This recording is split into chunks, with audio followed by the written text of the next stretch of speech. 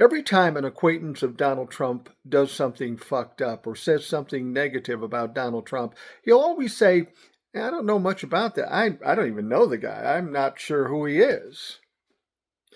We remember him being tied to Jeffrey Epstein, who is a monster, who is the most egregious, most abhorrent pedophile in the history of this country. We know there are pictures with him and Donald Trump. We know they've spent some time together. But Donald Trump will say, I don't really know the guy. Sounds like a terrible guy, but I don't know him. Michael Wolff is an author, and he's written some books about Donald Trump and Jeffrey Epstein. Michael Wolff had done some interviews before Epstein had died. And in those interviews, a lot of things are being revealed about Jeffrey Epstein and Donald Trump. But one of the most interesting things is Jeffrey Epstein is talking to Michael Wolff, and Michael Wolff asks, how do you know this about Donald Trump? Jeffrey Epstein himself says, oh, Donald Trump and I were close friends for 10 years.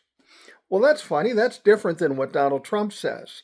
But if what Jeffrey Epstein is saying is true, that means our former president, current presidential candidate, was best friends with the most abhorrent monster of a pedophile in the history of this country.